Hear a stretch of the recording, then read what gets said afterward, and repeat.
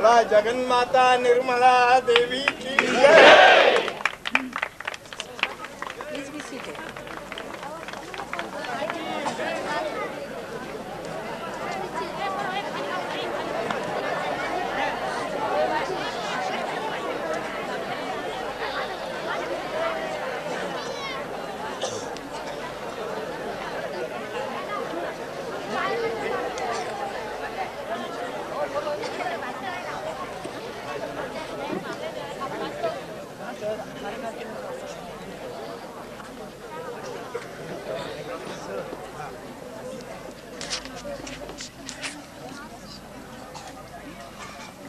आधी हार घालायचा का तुम्हाला?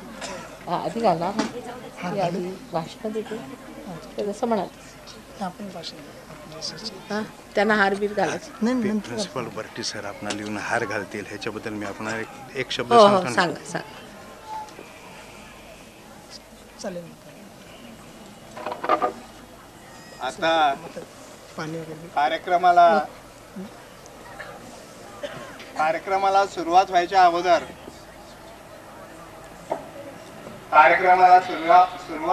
अगोदर प्रिन्सिपल बर्टी सर परमपूज्य माताजींना हार अर्पण करतील आणि माताजींचं स्वागत करतील.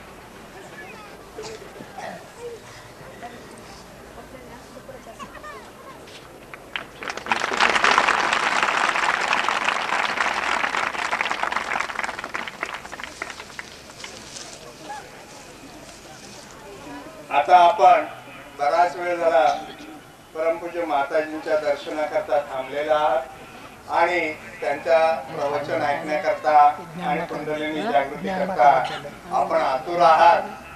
तर आता काही वेळ न घेता विनामूल्य दिले माताजी. परमपूज्य माताजी आपणाला सर्व गोष्टी सांगतील.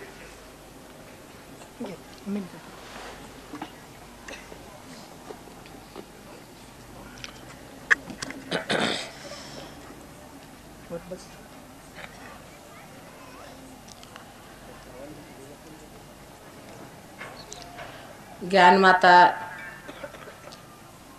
विद्यालयाचे मुख्याध्यापक श्री बट्टे साहेब, तसेच संगमनेरचे सर्व भाविक साधक सहयोगी मंडळी, सर्वांना आमचा प्रणिपात. आज विशेष करून फार क्षमा याचना करायची की इतका उशीर झाला, पण आजच एक प्रश्न उभा झाला आणि मला अहमदनगरला पहिल्यांदा जावं लागलं. त्यामुळे इथे यायला इतका उशीर झाला. तरी सगळ्यांनी उदार हृदयाने मला क्षमा करावी. इतका वेळ आपण वाट बघत बसलात, त्यावरून हे निश्चित आहे की आपण भाविक मंडळी आहात आणि आपण साधक आहात, परमेश्वराच्या शोधात आहात.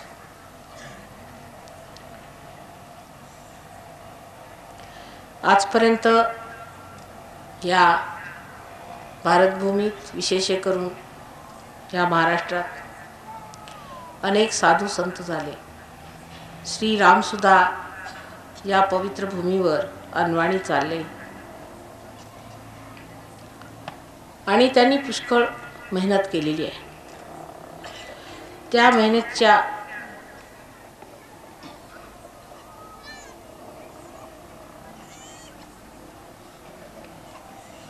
वर्णनाला माझ्याजवळ शब्द नाही. त्यांना लोकांनी किती छळलं, त्रास दिला, त्यांना समजून नाही घेतलं, त्यांची कोणत्याच प्रकारे मदत नाही केली, तरीसुद्धा त्यांनी आपलं कार्य अव्याहत चालवलं.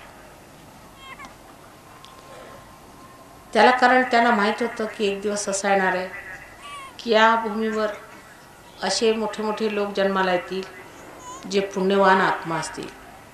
मनुष्य पैशाने मोठा होत नाही, यशाने मोठा होत नाही, सत्तेने मोठा होत नाही, कोणत्याही गोष्टीने मोठा होत नसतो. पण ज्या माणसाला परमेश्वराची ओढ आहे तोच खरा मनुष्य परमेश्वरी दृष्टीमध्ये मोठा असतो.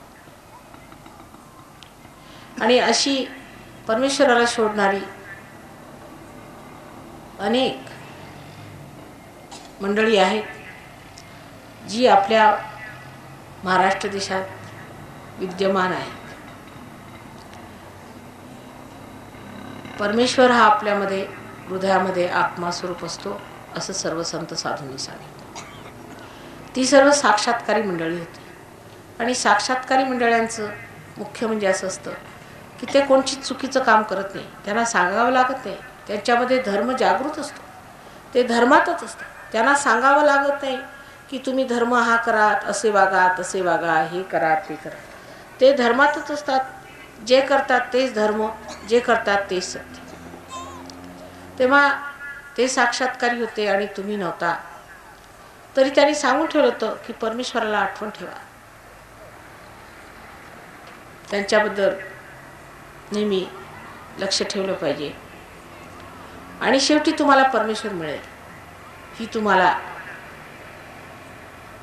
त्यांनी खूण दिली होती.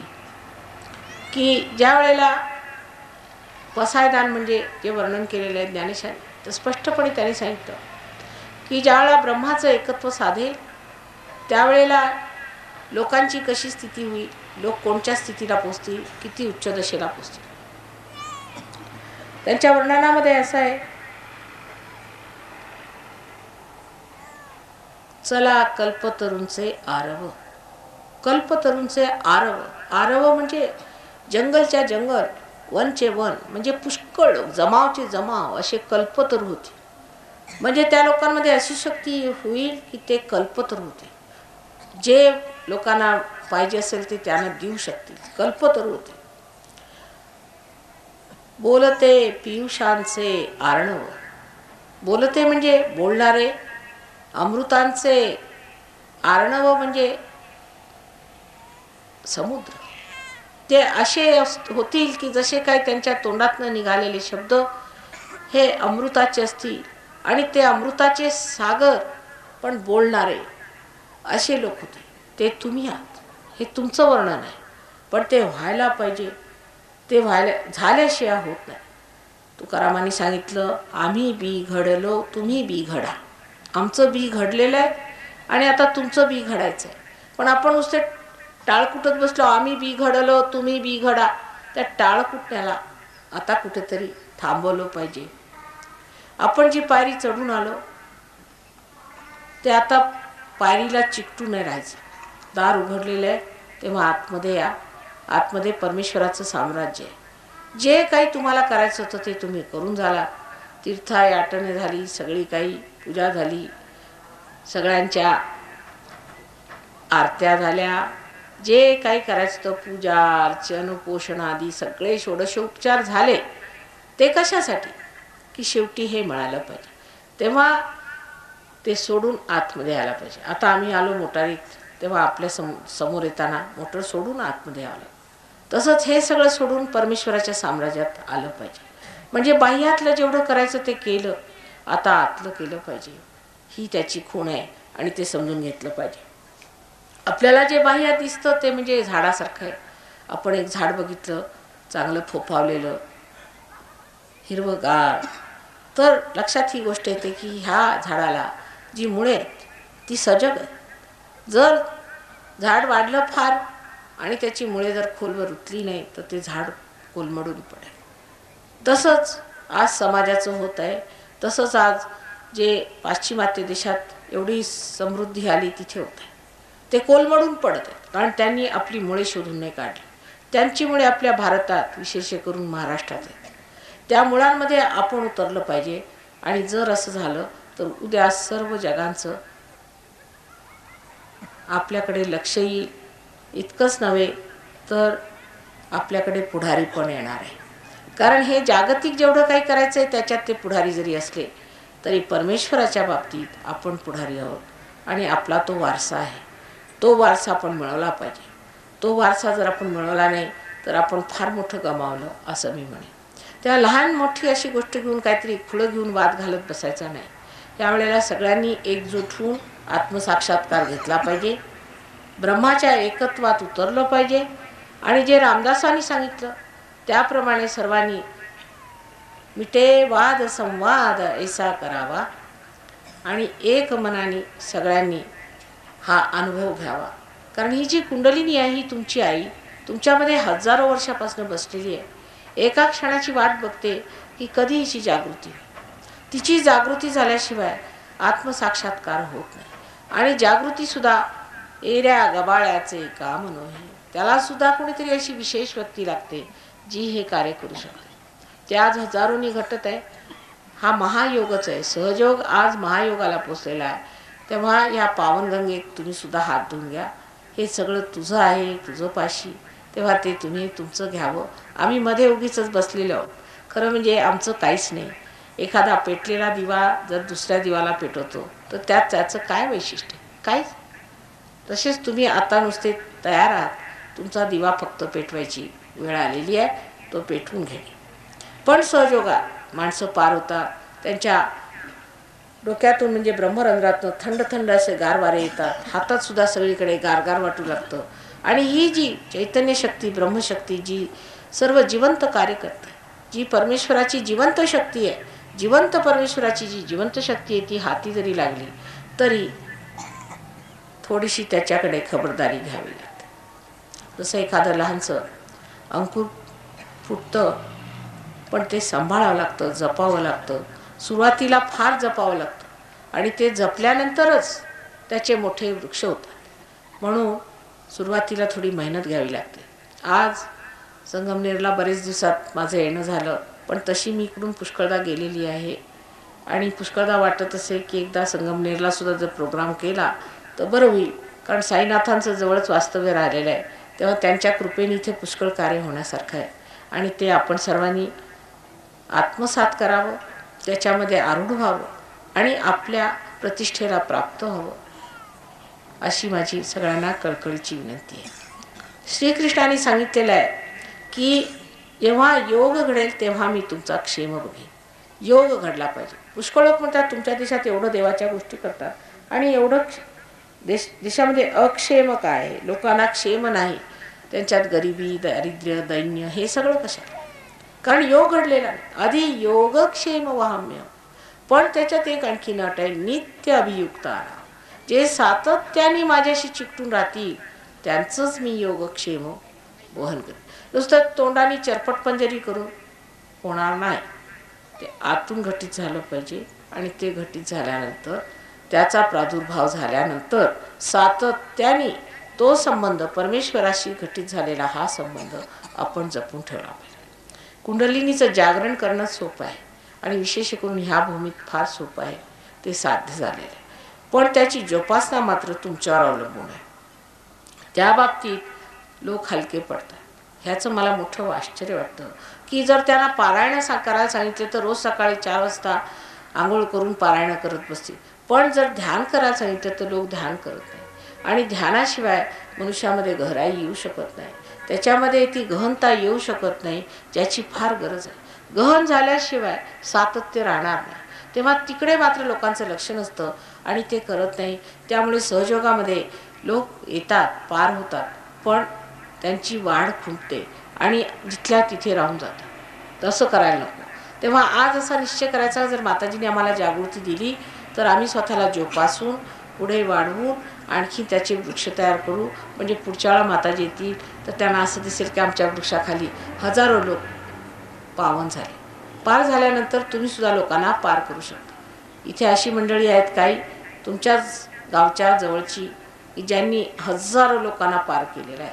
तेव्हा हे कार्य झालं पाहिजे. आताची जी नैतिक पातळी पसरलेली आहे, जगामध्ये जे सगळीकडे युद्ध पसरलेलं आहे, हे सगळं काही वरवरच्या बोलण्याने आणि राजकारणाने बदलणार नाही. मानवाला बदललं पाहिजे आणि त्याला बदलण्याची विशेष वेळ आलेली आहे. ह्या वेळेबद्दल भृगुमुनींनी सुद्धा 14,000 वर्षापूर्वी लिहून ठेवलं होतं की 1970 साली असा सहयोग स्थापित होणार आहे आणि हे कार्य होणार आहे. तसंच एक विलियम ब्लेक म्हणून फार मोठा कवी 100 वर्षापूर्वी इंग्लंडमध्ये झाला. त्यांनी तर इत्थंभूत सगळं सांगितलेलं आहे की हे कसं होईल. आणखी त्यांनी इंग्लिशमध्ये आधी व्यवस्थित सगळं लिहून ठेवलेलं आहे की कशा प्रकारे घडणार आहे. तेव्हा ही घडण्याची वेळ आली आहे आणि ह्या काळेला तुम्ही समजलं पाहिजे की हा काळ काय आहे, आपण कुठे कोणत्या वेळेला जन्माला आलो, ही किती महत्त्वाची वेळ आहे आणि ही वेळ टाळली नाही पाहिजे. जेव्हा संत साधू आले तेव्हा तुम्ही त्यांना ओळखलं नाही, त्यांना जाणलं नाही. ते मेल्यावरती त्यांचे मोठमोठाले तुम्ही मंदिरं बांधली, घरं बांधली, त्यांच्या नावावरती पुष्कळ मोठमोठाल्या संस्था तुम्ही उत्पन्न केल्या, पण त्यांनी काय फायदा होणार. आज ह्या वेळेला वर्तमान काळामध्ये तुम्ही हे मिळवलं पाहिजे, त्यात वाढलं पाहिजे, ही मेहनत करायला पाहिजे. आम्ही तुमची आई आहोत, तुम्हाला जे लागेल ते द्यायला तयार आहोत, जे म्हणाल ते करायला आम्ही तयार आहोत. मेहनतीला आम्ही भीत नाही, पण तुम्ही सुद्धा थोडंसं काहीतरी करायला पाहिजे. परमेश्वरांनी तुमच्यासाठी एवढं केलं आहे, तुम्ही सुद्धा काहीतरी परमेश्वरासाठी करायला पाहिजे, असं आई म्हणून मी तुम्हाला सांगते. मी तुमची कैवारी आहे, तुमच्यासाठी वाटेल ती मी करायला तयार आहे, मी म्हटलेलं आहे. पण तुम्ही सुद्धा थोडंसं शहाणपण दाखवायला पाहिजे. आणि ते जर शहाणपण आणि ती जरा मेहनत घेतली तर इथे ह्या संगमनेरमध्ये अनेक साधू संत उभे राहतील आणि फार मोठे मोठे जीव इथे निर्माण होते. तेव्हा अशी व्यवस्था सर्वांनी करावी. आणि आजपर्यंत जी काही तुम्ही तपस्या केलेली आहे त्याचं जे फळ आहे ते मात्र स्वतःला प्राप्त करून घ्यावं. ते तुमचं आहे. सहज म्हणजे सह म्हणजे तुमच्याबरोबर, आणि ज म्हणजे जन्मलेला, असा योगाचा जन्मसिद्ध हक्क तुम्ही स्वतःला मिळवून घ्या. बाकी वेळ फार झालेली आहे म्हणून मी तुमचा वेळ घेणार आहे, पण 1-2 प्रश्न असले तर विचारा तुम्ही. आणि प्रश्न विचारल्यानंतर आपण कुंडलिनी जागृतीचा कार्यक्रम करूया. इथे येऊन प्रश्न विचारा म्हणजे ऐकायला येईल मला.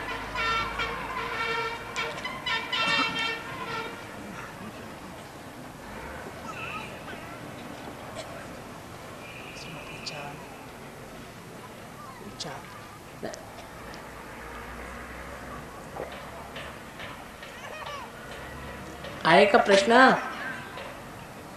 असला तर विचारा.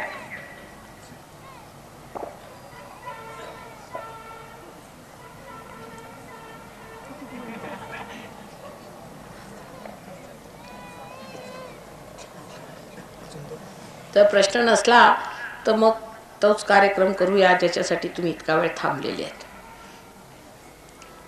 प्रश्न नाही म्हणजे लोक किती उत्सुक आहेत आणि अधीर आहे हे ऐकून फार आनंद झाला. आहे का प्रश्न? इकडे पुढे येऊन सांगा. पुढे वरती.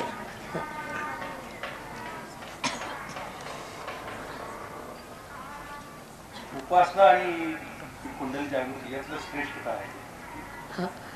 हे तर असं आपण लवकर काय मिळतं आणि याच्यात कुंडली जागृतीला लवकर काय मिळते? बरं सांगते बसा. उपासना 2 तऱ्हेच्या असतात. एक म्हणजे अपरा आणि एक परा. एक अपरा भक्ती असते आणि एक पराभक्ती असते. अपरा भक्तीमध्ये आपण जेव्हा माझी वाट बघत बसले तिथे तेव्हा ते अपरा, आपण मला भेटले नाही, माझ्या सम्मुख आले नाही, ते अपरा झालं. पण जेव्हा साक्षात झाला तेव्हा पराभक्तीला सुरुवात होते. अपरेनंतर पराभक्ती सुरू होते. आधी अपराभक्ती तुम्ही केली ती उपासना झाली, आणि त्याच्या पुढे जी झाली ज्याला कृष्णाने अनन्य भक्ती असं म्हटलेलं आहे ती भक्ती मिळवली पाहिजे. ती अनन्य भक्ती आत्मसाक्षात्कारानंतर सुरू होते. म्हणजे साक्षात्कारी लोकांनी सुद्धा भक्ती केली आणि आपणही करतो, पण त्यांच्या भक्तीत आणि आपल्या भक्तीत फरक होता. ती जी गोष्ट आहे की त्यांची जी भक्ती होती ती आता आपण मिळवली पाहिजे. तेव्हा आता सम्मुख आल्यावर, आता साक्षात झाल्यावर, आपल्या आत्म्याचा आणि संबंध झाल्यावर, हा योग घटित झाल्यावर मग जी भक्ती होती ती खरी भक्ती. कारण त्याच्यापूर्वी आपण नुसता विश्वास धरून करत होतो, त्याच्यामध्ये एक प्रकारचा आंधळेपणा होता. पण आता डोळस भक्ती, ही डोळस भक्ती केल्यावरती परमेश्वर खरोखर किती मोठा आहे, तो किती सामर्थ्यवान आहे, किती प्रेमळ आहे, सगळ्यांची इतकी सुंदर जाणीव होते आणि इतकं सगळं लक्षात येतं की मनुष्याला आश्चर्य वाटतं की खरोखर इतका परमेश्वर मोठा आहे आणि तुम्ही स्वतः किती मोठे ते लक्षात येतं. आता समजा ही एक समोर तुमच्यासमोर वस्तू आहे, इन्स्ट्रुमेंट आहे, पण ह्याला काही अर्थ नाही जोपर्यंत ह्याला मेन्सला लावलेलं नाही, तोपर्यंत काही अर्थ आहे का ह्याला? ती एक वस्तू समोर दिसते, हे असं आहे, माईक आहे वगैरे कळतं, पण ह्याचा काही उपयोग होईल का? ह्याला काही अर्थ नाही. पण मेन्सला लावल्यावर ह्याला अर्थ येतो. म्हणजे हे निरर्थक नाही आहे, पण मेन्सला लावल्याशिवाय अर्थ लागत नाही. म्हणून मेन्सला लावायचं जे काम आहे ते कुंडलिनी होतं. झाल्यानंतर मग तुमच्या ह्याला अर्थ लागतो, तुमच्या जीवनाला अर्थ लागतो. कळलं का? कारण एकदम नवीन विषय असल्यामुळे कुंडलिनी जागृती म्हणजे ह्याचा संबंध काय परमेश्वराशी असं लोकांना वाटतं. पण जसं अगदी सरळ म्हणजे समजायचं की हा कसा हे सगळे इन्स्ट्रुमेंट आपलं तयार झालेलं आहे, तर शेवटी हे कॉईल ठेवलेलं असतं. तसंच आपल्यामध्ये 3.5 वेटोळ्यांचं कॉईल म्हणजे कुंडलिनी आहे. आणि ती उठून जेव्हा आपला संबंध परमेश्वराशी लावून देतो तेव्हा आपल्याला खरा अर्थ लागतो. त्याच्यानंतर मग आपली जी चेतना आहे, जी मनुष्याची चेतना आहे, ती एकदम सामूहिक चेतना होते. म्हणजे चेतना म्हणजे जाणीव होते. म्हणजे काही डोक्याने नाही, पण आपल्या हातामध्ये थंड थंड असे गारगार परमेश्वराच्या शक्तीचे वारे वाहू लागतात. डोक्यातनं असं वारं निघतं. आणि मग आपल्याला कोणा माणसाला जर आपण बघितलं तर आपल्याला लगेच लक्षात येईल की त्याला काय त्रास आहे, त्याची कोणची चक्र धरली, मग ते कसं नीट करायचं ते जर समजलं तर तुम्ही ते नीट करू शकता. तुमची चक्र कोणची धरली ते लक्षात येतं. म्हणजे मनुष्याला साक्षी स्वरूपत्व प्राप्त होतं. आणि तो आपल्या या साक्षी स्वरूपामध्ये एकदम सगळ्या गोष्टींना सम्यक रूपाने बघू लागतो. आणि ज्ञानाचं सुद्धा आपलं असं आहे की जे काही आपलं ज्ञान आहे ते बाह्यातलं आहे. अजून परमेश्वर आहे किंवा नाही हे तरी तुम्ही सिद्ध कसं करून दाखवणार. पण एकदा आत्मसाक्षात्कार झाल्यावर तुमच्या हातामध्ये ज्या थंड थंड अशा लहरी येतात, हे म्हणजे तुम्ही कॉम्प्युटरसारखे होऊन जातात. मग जर तुम्ही प्रश्न विचारला परमेश्वर आहे का, तर थंड थंड हातात येईल. आणि जर एखादी गोष्ट असेल ती खोटी असेल तर तुमच्या हातामध्ये गरम गरम येईल, नाही तर हे व्हायब्रेशन्ससुद्धा थांबतील. इतकंच नव्हे, पण कधी कधी लोकांना थोडेसे फोडसुद्धा असे आल्यासारखं वाटतं क्षणभर. म्हणजे खोटं काय आणि खरं काय, ज्याला आपण ॲब्सोल्यूट म्हणतो, ते आपण होऊन जातो. कळलं?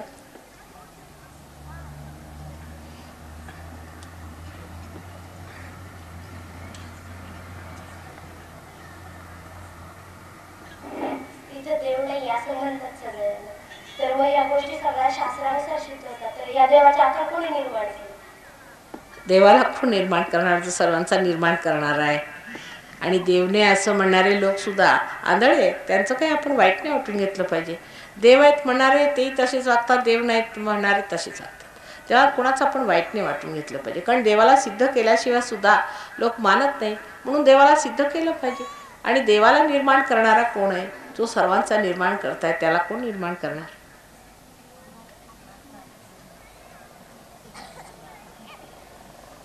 हळूहळू सहयोगात तुमच्या सर्व लक्षात येईल देव म्हणजे काय, देवाचे किती अंग आहेत. त्यांचे तसे आपल्या मनुष्याच्या शरीरात सुद्धा नाक डोळे सगळं आहे. नंतर एखादा मनुष्य, आता समजा तो जर टीचर असला तर तो वडील असतो, तो कुणाचा मुलगाही असतो, तो कुणाचा पतीही असतो. तसेच देवाचे अनेक अंग आहेत. आणि ती अंग काय आहेत आणि आपल्यामध्ये कसं त्यांचा वास वगैरे आहे, कुठे देवी देवता बसलेले आहेत, ते सगळं तुम्हाला अगदी व्यवस्थित आम्ही सांगणार आहोत. आणि ते सांगितल्यानंतर ते आहेत किंवा नाही त्याचा पडताळासुद्धा तुम्ही घ्यावा. आणि घेतल्यानंतर मग ते सिद्ध कसे करायचे ते फक्त शिकायचं. ते झालं म्हणजे तुम्ही सिद्ध पुरुष झाला. सगळं काही फुकट. परमेश्वराला पैसा कशाशी खातात ते माहीत नाही. जे लोक देवाच्या नावावरती पैसे कमवतात हे पोट भरू वाईट लोक आहेत. तसं करायला नको. पण आता करतात त्याला काय करा. तुम्ही त्याला कारणीभूत आहात. तुम्ही देऊ नयेत पैसे अशा लोकांना. तुम्ही देता म्हणून ते लोक आपलं पोट भरतात. म्हणून मग लोक म्हणतात देव नाही आहे. कारण जर देव असतात तर असे वाईट लोक कशाला देवाचं नाव घेतात. पण कोणी चांगल्या वस्तूचा नेहमी लोक वाईट गोष्टीसाठी उपयोग करत असतात.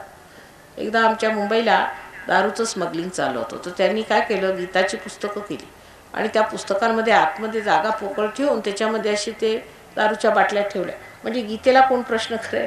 म्हणून तसं देवाचं झालेलं आहे. देवाचं नाव घेऊन वाटेल ते करायचं. म्हणून देव वाईट आहे असं नाही काही.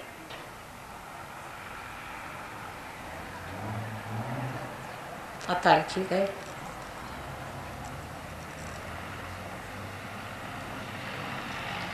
तो आहे किंवा नाही हे सिद्ध फक्त कुंडलिनी जागृतीने होतं, नाही तर होत नाही. म्हणून ते करून घ्यावं. त्याच्यानंतर मग आपण बोलूया, बरं का. हां, आता तुमच्यामध्येच हे आहे, कुंडलिनी तुमच्यामध्येच आहे आणि जागृती तुमच्यामध्ये होणार. तर मी जसं सांगते तसं थोडंसं ऐकून घ्यावं. आणि ते जर घटित झालं तर उत्तम, नाही तर पुढे बघूया. आता काय करायचं, सर्वप्रथम मी म्हटलं आहे की ही भूमी फार पुण्यवान भूमी आहे. तेव्हा तिला नमस्कार त्रिवार करायचा या भूमीला, की ह्या वेळेला मोक्षाचा आमचा क्षण आलेला आहे. तेव्हा तुझा आशीर्वाद आई आमच्यावर असावा. म्हणून आधी तिला 3 वार नमस्कार करा. आता तुम्ही जमिनीवर बसलात, श्रद्धेने केला पाहिजे. ही जमीन फार पुण्यवान आहे. फार श्रद्धेने तिला 3 वार नमस्कार केल्यानंतर हात जोडून श्री गणेशाला असं म्हणायचं की हे गणराया, हा माझ्या मोक्षाचा क्षण आहे, ह्या क्षणी तू कृपा करून माझं रक्षण कर, असं 3दा त्यालाही म्हणायचं. डोळे मिटून श्रद्धेने म्हणायचं. श्रद्धा ही धरायला पाहिजे. शिक्षणात सुद्धा जर तुम्हाला श्रद्धाच नसली, तुम्हाला शिक्षण येणार नाही. शाळेत आल्याबरोबरच जर तुम्ही भांडायला सुरुवात केली, तुम्हाला शिक्षण कसं येणार? तेव्हा श्रद्धेपूर्वक गणरायाला म्हणायचं की हे गणराया, तू माझं रक्षण कर.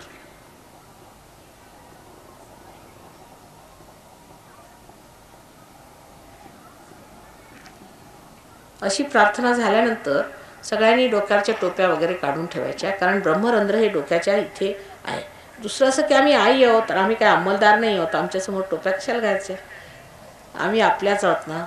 आईजवळ आपण कसं खुलं बसतो, काही तिच्याशी आडपडदा नसतो, तसं अगदी खुलं बसायचं. विश्वास ठेवू, आरामाने स्वतःवर विश्वास ठेवला पाहिजे की हे आम्हाला होईल, नक्की होईल, अशी आशा धरून बसायचं. आता चष्मेसुद्धा काढून ठेवले बरे, कारण यांनी डोळेसुद्धा बरे होतात. आणि दोन्ही हात माझ्याकडे असे ठेवायचे, मांडीवर आरामात, अगदी आरामात बसायचे आणि डोळे मिटून घ्यायचे. डोळे उघडू नका, डोळे अगदी उघडायचे नाहीत काय असले तरी, आणि डोळे मिटून घ्या व्यवस्थित. मी जेव्हा म्हणेन तेव्हाच डोळे उघडायचे. फक्त एवढं केलं की झालं. मग मी सांगते पुढचं काय ते.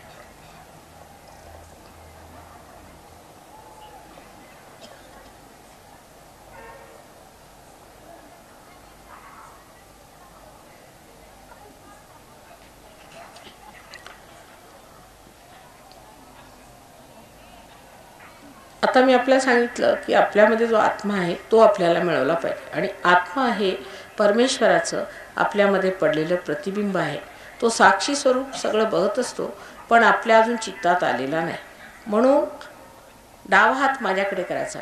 डावा हात ही इच्छाशक्ती आहे, म्हणून माझ्याकडे डावा हात सारखा ठेवायचा. म्हणजे तुमच्यामध्ये इच्छा आहे की तुम्हाला आत्मज्ञान मिळालं पाहिजे. हा आपल्या वारसा आहे आणि तो मिळणार. तेव्हा त्याबद्दल शंका करायची नाही. फक्त डावा हात असा मांडीवर व्यवस्थित ठेवायचा आरामात, आणि उजवा हात त्याच्यामध्ये क्रियाशक्ती आहे, म्हणून तो उजवा हात हृदयावर ठेवायचा. Please keep your left hand towards me and right hand on your heart. कारण हृदयामध्ये आत्म्याचं स्वरूप आहे, म्हणून हृदयावर ठेवू. मनापासून एक प्रश्न मला विचारायचा, जोरानीने हृदयातच विचारला तर बरं होईल, की श्री माताजी, मी आत्मा आहे का, असा प्रश्न विचारा. हा अगदी खरोखर म्हणजे ज्याला म्हणतात बुनियादी, अगदी फंडामेंटल असा प्रश्न आहे की मी आत्मा आहे का, असा 3दा प्रश्न विचारा. नम्रतेने विचारला पाहिजे.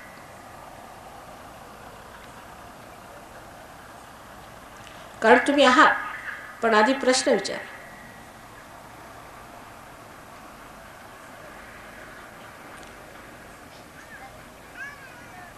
आता तुम्ही जर आत्मा आहात तर आत्मा तुमचा गुरु सुद्धा आहे. आणि म्हणून हा उजवा हात खाली पोटावर ठेवायचा, डावीकडे. सगळं काम डावीकडे. डावा हात सारखा माझ्याकडे सतत ठेवायचा आणि उजवा हात डावीकडे पोटावर ठेवून परत प्रश्न विचारायचा की जर मी माताजी आत्मा आहे तर मीच माझा गुरु आहे का? श्री माताजी, मीच माझा गुरु आहे का? असा 3दा प्रश्न विचारा.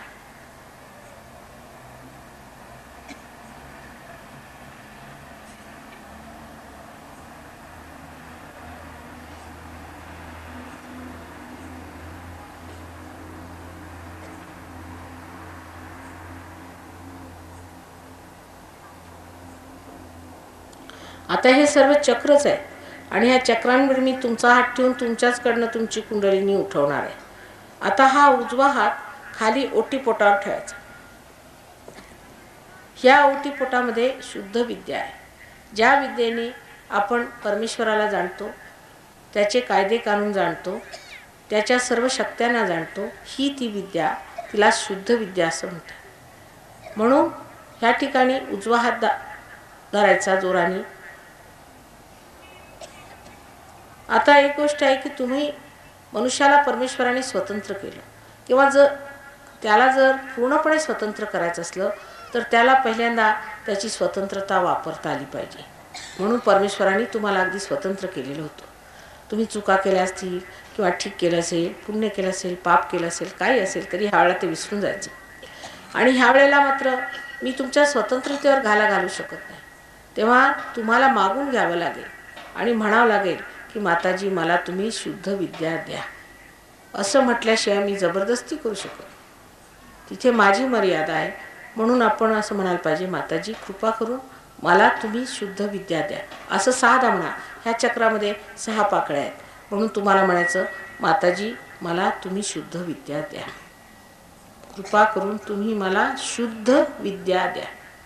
Please put your hand on your stomach on the Swadhisthana and please ask for the शुद्ध विद्या.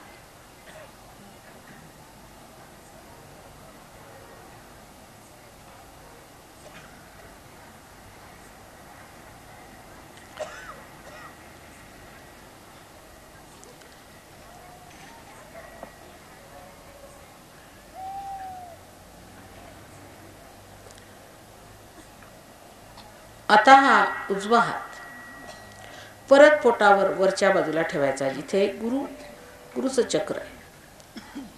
आता तुम्ही शुद्ध विद्या मागितल्यावर तुम्ही आता पूर्ण उत्साहाने आणि विश्वासाने असं म्हणायचं की श्री माताजी मीच माझा गुरु आहे, असं म्हणायचं पूर्ण विश्वासाने.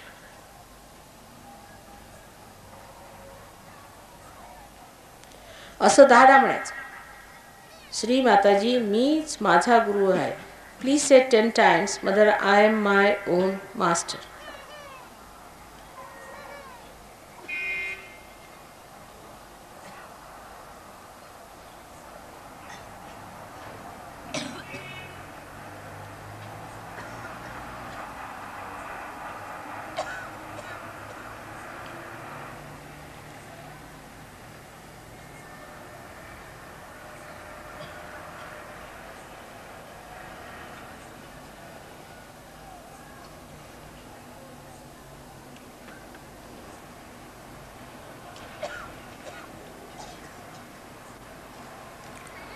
आता हा हात वरती परत हृदयावर ठेवायचा.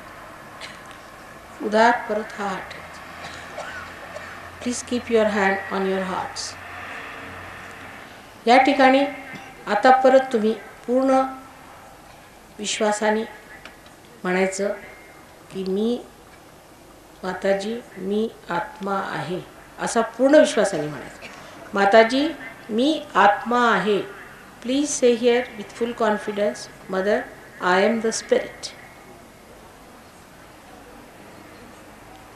कृपया पूर्ण विश्वास से हृदय पे हाथ रख करके 12 मर्तबा कहिए कि मैं आत्मा हूँ. 12दा म्हणायचं. Please say 12 times please.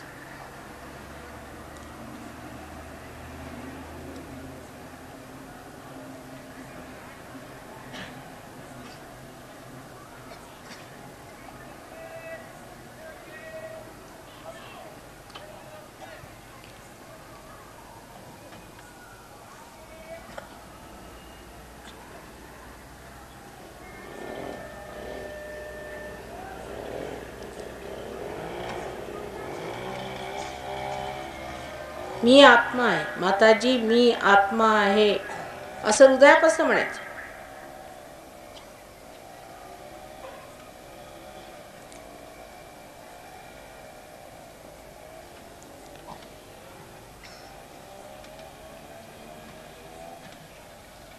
आता हा उजवा हात खांद्यावर ठेवायचा, मानेच्या जवळ खांद्यावर ठेवायचा. हे चक्र फार धरतं आपल्या महाराष्ट्रात. म्हणजे मी फार वाईट, मी पती, मी अमुक, मी तमुक, सकाळपासून संध्याकाळपर्यंत आपण आपल्याला कमी लेखत असतो. जर तुम्ही आत्मा आहात तर तुम्ही निष्पाप आहात, शुद्ध आहात, निर्दोष आहात. ह्या ठिकाणी हा हात ठेवून म्हणायचं, श्री माताजी मी आत्मा आहे आणि मी निर्दोष आहे, असं 16दा म्हणा. श्री माताजी मी आत्मा आहे आणि मी पूर्णपणे निर्दोष आहे, असं म्हणा. पूर्ण विश्वासाने म्हणायचं, त्याबद्दल शंका करायची नाही. तसंही पाहिलं तर परमेश्वर हा आनंदाचा सागर आहे, सुखाचा सागर आहे, दयेचा सागर आहे, पण सर्वात मुख्य म्हणजे क्षमेचा सागर आहे. म्हणून तुमची अशी कोणतीही चूक होऊ शकत नाही जी त्याच्या क्षमेच्या सागरामध्ये क्षमस्व होणार नाही.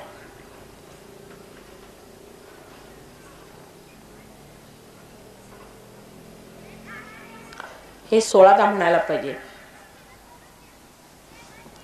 ह्या चक्राला 16 पाकळ्या आहेत म्हणून 16दा म्हणायचं की मी आत्मा आहे आणि मी निर्दोष आहे. Please put your hand on your neck on the Vishuddhi chakra and say 16 times, Mother, I am not guilty.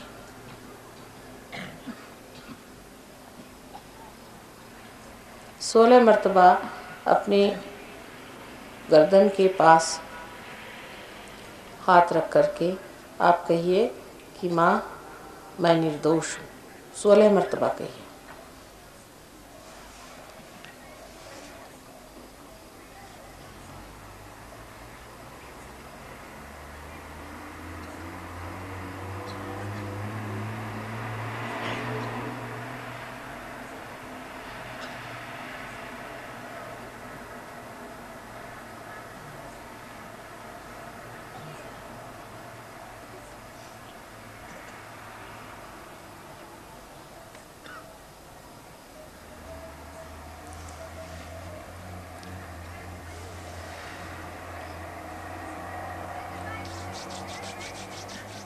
आता उजवा हात आपल्या कपाळावर आडवा धरायचा. Please hold your hand on top of your forehead across. अपने माथे पर हाथ आड़ा रख लीजिए और कहिए,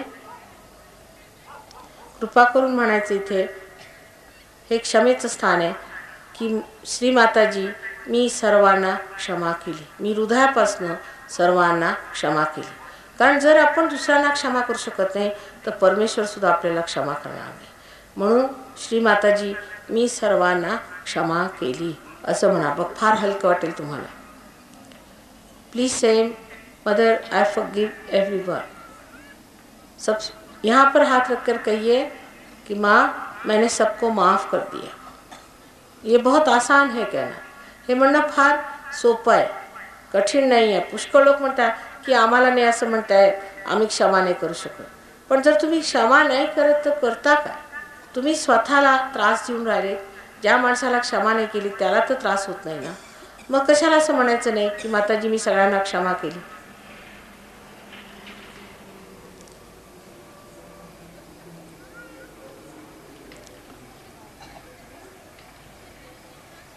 पूर्ण हृदयाने म्हणायचं.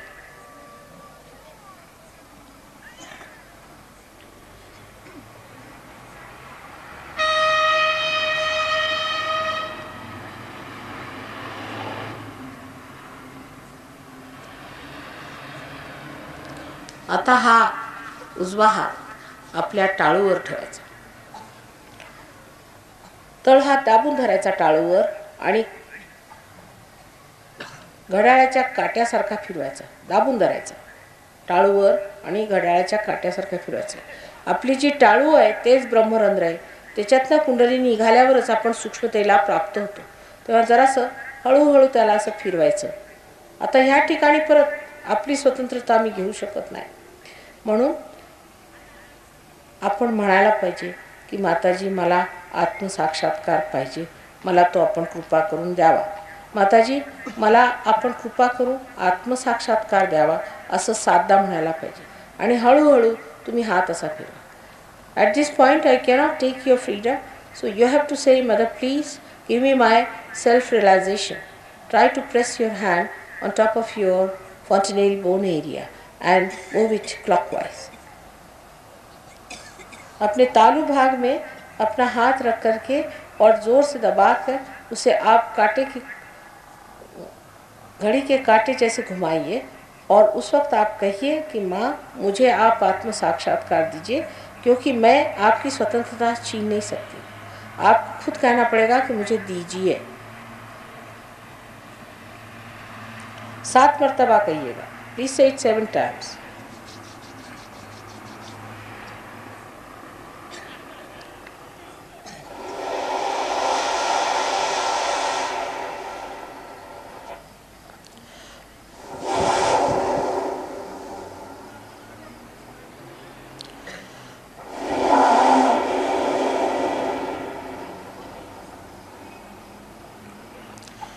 आता हा हात खाली ठेवायचा, डोळे उघडू नये.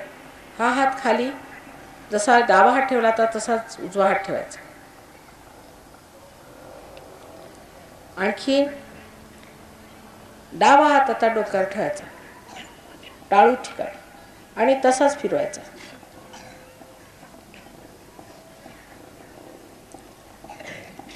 आता बघा की उजव्या हातामध्ये थंड येते का. Please put your right hand on your lap and left hand on your head and just try to press it the way you had done before and see if there is cool coming in your right hand.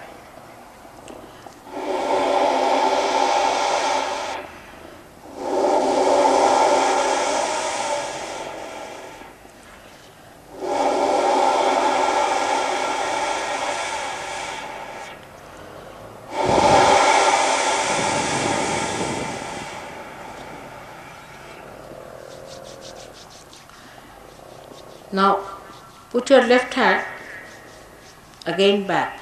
परत डावा हात जिथे होता तिथेच ठेवायचा आणि उजवा हात टाळूवर अधांतरी धरायचा जवळजवळ 4-5 इंच आणि बघायचं की हात काही येतंय का थंड. Please lift your hand about 5 inches above your 40 bone area and see if there's a cool breeze coming up. With the right hand, left hand towards me. बघा येतंय का, येत आहे, छान. आता हीच कुंडलिनी आहे, हीच तुमच्यातली कुंडलिनी जागृत होऊन तुमच्या ब्रह्मरंध्रात निघत आहे. आता उजवा हात माझ्याकडे करून डाव्या हाताने बघा.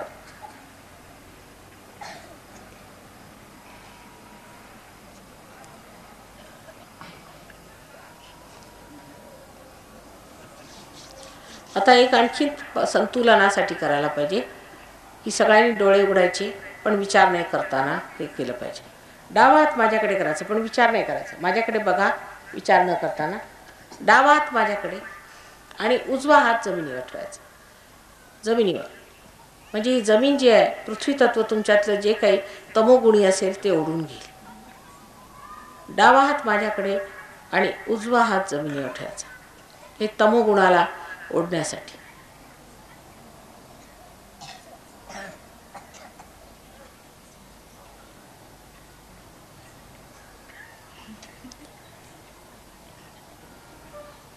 आता उजवा हात माझ्याकडे, put your right hand towards me and left hand towards the sky. आणि डावा हात असा वरती आकाशाकडे मागे असा करायचा, असा समोर नाही, असा मागे.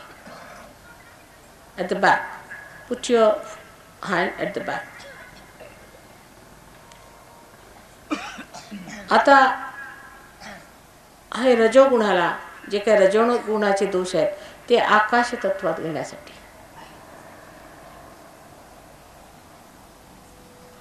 हळूहळू हातात थंड थंडी वाटू लागेल. पण विचार नाही करायचा, माझ्याकडे बघताना विचार नाही करायचा. निर्विचारिता तुमच्यात आलेली आहे तेव्हा विचार नाही करायचा. पुष्कळांचं डोकं भारी आहे, त्याने असं म्हणा माताजी माझ्या डोक्यात या.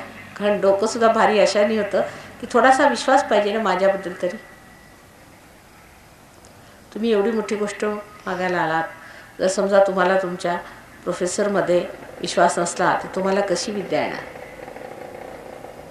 काही मला तुमच्याकडून नको आहे तेव्हा विश्वास करायला काही हरकत नाही. तर माताजी माझ्या डोक्यात या असं म्हणायचं, म्हणजे डोकं हलकं होईल.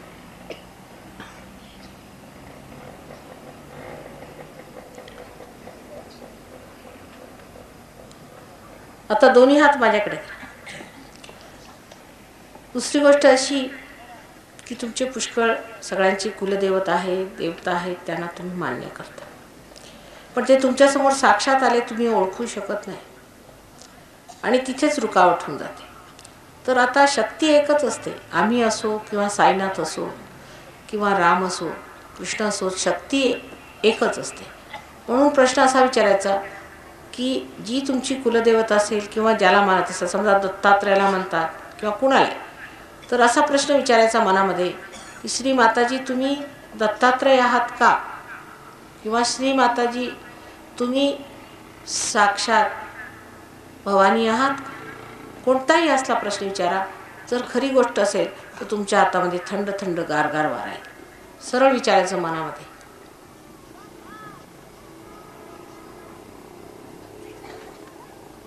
त्या बाबतीत मला भीती वाटत नाही आणि तुम्ही विचारायला कचरायचं नाही.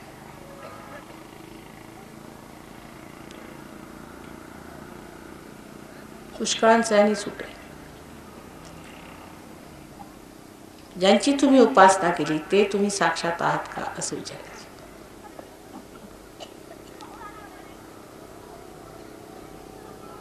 येत आहे का गार हातात? येत आहे का? बर. आता दोन्ही हात असे वर.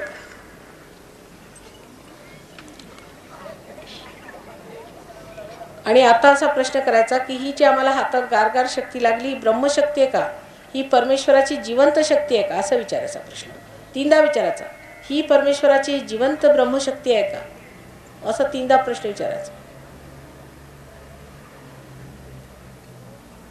येते का गार?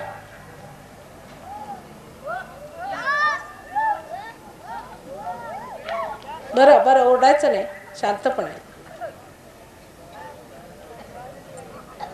झाले, तुम्ही पार झाला. तुम्ही पार झाला. ज्यांच्या हातात आलं ते पार झाले. आता पार झाले म्हणजे हातातली शक्ती जर आपण वापरली नाही तर कसं करणार? समजा जर तुम्हाला उद्या आम्ही लंडनचे पैसे दिले तर तुम्हाला त्याची किंमत काय करणार जोपर्यंत तुम्ही बाजारात जाणार नाही. तेव्हा बाजारात जाऊन बघायचं म्हणजे लोकांचं बघायचं, लोकांच्या ह्याच्यावरती. आता आपापसात आहे, तुम्ही बघा गार येते का आपापसात. बघा एक दुसऱ्याचं, बघा दुसऱ्यांच्या डोक्यावर गार येते की नाही. स्वतःच्या तर येते पण दुसऱ्यांच्या येतं की नाही बघा आपापसात. कळेल तुम्हाला येतं की नाही. नाही वरती वरती बघा, वरती. हां वर बघा. दुसऱ्यांचंही बघा, स्वतःचं बघता तसं दुसऱ्यांचंही बघता येतं. बोलू नका, शांत राहिलं पाहिजे.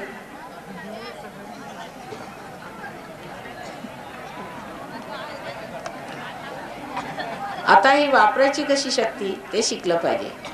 आणि ती कशी वापरायची त्याच्याजवळसाठी आमच्याजवळ पुस्तकं वगैरे आहेत, ती तुम्हाला पाठवू आम्ही. तसंच माझ्या फोटोमध्ये सुद्धा चैतन्याच्या लहरी आहेत. ही आश्चर्याची गोष्ट आहे की फोटोमध्ये सगळ्या चैतन्याच्या लहरी आलेल्या आहेत. तेव्हा तुम्हाला आम्ही फोटोसुद्धा देऊ आणि त्या फोटोचा उपयोग कसा करायचा ते तुम्ही जरा शिकून घेतलं पाहिजे. आणि त्या फोटोकडे ध्यान लावायच्या वेळेला असं, आता जसं तुम्ही डावा हात ठेवला आधी तसा डावा हात ठेवून जमिनीवर ठेवायचा, एक दिवा ठेवायचा. उजवा हात ठेवताना दिवा नको, त्यावेळेला पाणी ठेवायचं. जर तुमच्या डाव्या हातात जास्त येत असलं तर उजवा हात ठेवायचा. ज्या हातात येत नाही तो हात फोटोकडे करायचा. आणखी त्याच्यासमोर ज्या वेळेला तुम्ही आकाश तत्व लावाल तेव्हा दिवा ठेवायचा नाही, पण ज्या वेळेला पृथ्वी तत्वाची तुम्हाला मदत लागेल म्हणजे डाव्या हातात कमी येईल तेव्हा दिवा ठेवायचा. आणि ज्यावेळेला आकाश तत्वाचं असेल तेव्हा पाणी पायाखाली ठेवून त्याच्यात थोडंसं मीठ घालून 5 मिनटं बसलं की एकदम स्वच्छ वाटेल झोपायच्या आधी.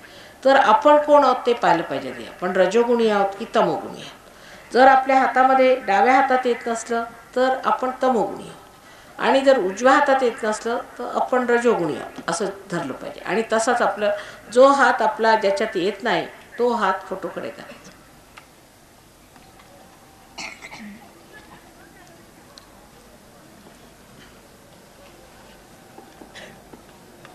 आता पुढे त्याची बंधनं कशी द्यायची ते सुद्धा शिकवलं पाहिजे तुम्हाला आत्ताच, कारण परत मी ह्या वर्षी काय येणार नाही आहे. तेव्हा फार सोपं काम आहे की स्वतःला बंधन कसं द्यायचं आणि कुंडलिनी जागृत कशी करायची स्वतःची. आता तुमची जी कुंडलिनी आहे ती आता वर आली पण परत ती खाली पडण्याची संभावना असते. कारण जर तुमच्यात दोष असले, तुम्हाला काय आजार असला काय असला तर तिथे कुंडलिनी परत जाते आणि तिथे ती बघते. कारण ती तुमची आई आहे ना, तर ती सगळं ठीक करायच्या मागे असते, तर तेव्हा तिची मदत केली पाहिजे.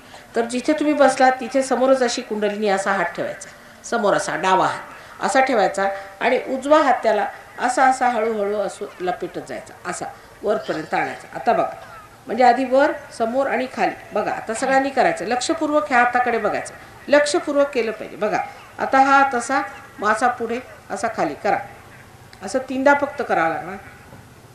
आता इथे आल्यावरती आपले जे खांदे ते मोकळे सोडायचे आणि डोक्यावर घेऊन जायचं, डोकं असं मागे टाकून आणि ह्याला असे विटोळे घालायचे 2-4 जोरात आणि मग त्याला एक गाठ बांधायची. परत हा हात असा ठेवायचा, हा हात असा फिरवत जायचा, असा फिरवत असा परत वर आणायचा, परत खांदे मोकळे सोडायचे, डोकं वर घ्यायचं, परत एकदा अशी गाठ बांधायची आणि सोडायची. तिसऱ्यांदा 3 गाठी म्हणजे नीरगाठ होते. परत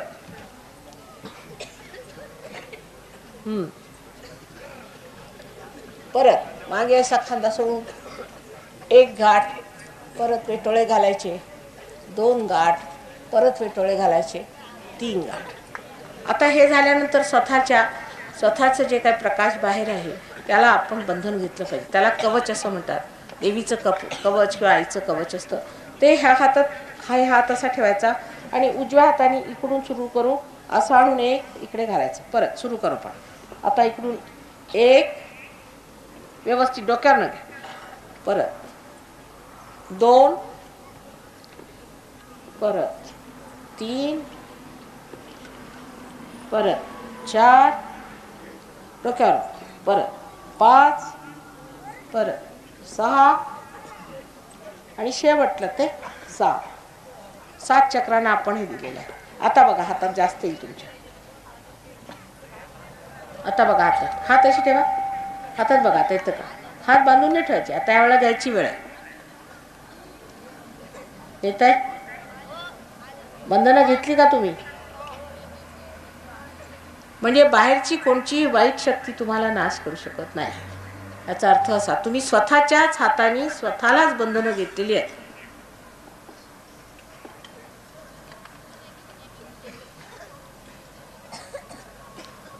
आता मी पुढल्या वर्षी परत येईन आपल्याला भेटायला. तेव्हा काय झालं ते सांगा मला. परत इथे काही मंडळी आहेत ती आपल्याला भेटतील. इथे आहे का सेंटर सुरू करायचं. कुठे. एक गायत्री मंदिर आहे. गायत्री मंदिर आहे. एक गायत्री मंदिर कोणत्या वेळेला. रविवारी संध्याकाळी 6:30 वाजता. रविवारी संध्याकाळी 6:30 वाजता गायत्री मंदिरमध्ये. गायत्री मंदिर शेजारी. गायत्री मंदिरा शेजारी सेंटर सुरू होणार आहे. सुतार गल्ली. सुतारकर म्हणून आहे. सुतार गल्ली. सुतार गल्लीमध्ये तिथे त्यांच्याकडे त्यांनी विनामूल्य हॉल दिलेला आहे आणि त्यांच्याकडे ह्याचं सेंटर सुरू होणार. आता सांगायचं म्हणजे की सहयोगामध्ये तुम्हाला सेंटरमध्ये यावं लागतं. दुसरं एक माता साखर फॅक्टरीवर. साखर फॅक्टरीवर शाळेमध्ये. साखर अमृतनगर साखर कारखाना. अमृतनगर साखर कारखाना मुलांच्या शाळेमध्ये गुरुवारी संध्याकाळी 6:30 वाजता. अमृतनगर साखर कारखाना गुरुवारी संध्याकाळी 6:30 वाजता. तिथे सुद्धा त्याचं मुलांच्या शाळेमध्ये केंद्र सुरू केलेलं आहे. तेव्हा आपण तिथे येऊ शकता. आता केंद्रात हे आलंच पाहिजे. जर तुम्ही म्हणा माताजी आम्ही फोटो नेला घरी ध्यान करतो वगैरे तसं चालत नाही. कारण सहयोग आज सामूहिक झालेला आहे. म्हणजे तुम्ही परमेश्वराचे अंग प्रत्यंग आहात आणि ते अंग प्रत्यंग जागृत झाले आहेत आणि त्यांनी सर्व आपापसात भेटीगाठी केल्याच पाहिजे. म्हणजे तर जर भेटीगाठी झाल्या नाही तर कार्य पुढे होत नाही, प्रगती होत नाही. त्याला एक मी साधारण घरातलं हे सांगते की आपल्याकडे आपण ताक घुसळून घेतो आणि त्याच्यातलं जो लोणी मिळतो त्याच्यात थोडासा लोण्याचा असा आपण तुकडा घालतो किंवा लोणी असा गोळा घालतो. त्या गोळ्याला मग लोणी चिकटत जातं. ते चिकटता जेवढं चिकटलं तेवढं आपण उचलून घेतो आणि बाकीचं जे काही असेल लहान लहान कण इकडे तिकडे ते आपण फेकून टाकतो. त्याला आपण लोणी मानत नाही. तसंच आहे जी मंडळी चिकटून सगळ्यांना एकमेकाला दुसऱ्याला धरून चालली त्यांचीच खूप छान प्रगती होती. पण जी मंडळी अशी चालत नाहीत, आपल्या घरी आमचा फोटो नेतील, ठेवतील, पूजा करतील, त्यांची प्रगती फार हलकी होते. म्हणून कृपा करून हे केंद्र सगळं अगदी फ्री आहे. तुम्हाला काय आजार असले, त्रास असले, प्रश्न असले, काही असलं तरी त्या केंद्रावर तुम्ही जाऊन विचारावं. तिथे तुम्हाला आमचे फोटो नंतर त्याच्याशिवाय इतर पुस्तकं वगैरे सगळं काही मिळेल. तेव्हा तुम्ही कृपा करून तिथे जावं. तसंच तुम्हाला काही आजार वगैरे असले तर आम्ही ज्याला आपण व्हायब्रेटेड साखर म्हणतो किंवा काही आता पुष्कळांना लिव्हरचे फार त्रास आहेत तिकडे मी बघितलं. त्याच्या इलाजासाठी कशाहीसाठी तुम्ही जावं, आपली चक्र तपासून घ्यावी, कसं ठीक करायचं ते शिकावं. सगळं ज्ञान त्या सेंटरवर तुम्हाला मिळणार आहे. आज जर पास झाले याचा अर्थ असा नाही की सगळं झालं. आणखी जे लोक झाले नाहीत त्यांनी सुद्धा सेंटरवर जाऊन हे कार्य करून घ्या. तर पुढे कोणाला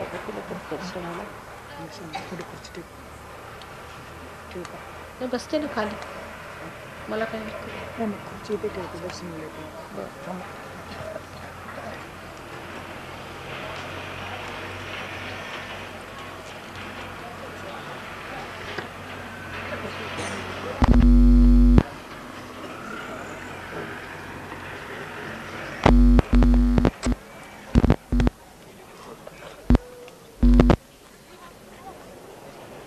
आता ज्यांना दर्शनाचा लाभ घ्यायचा असेल त्यांनी नोंदणी कराव्या, एकेकीने घ्यावं.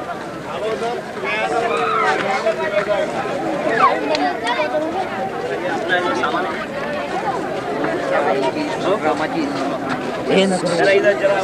कृपा करून लाईन करावे.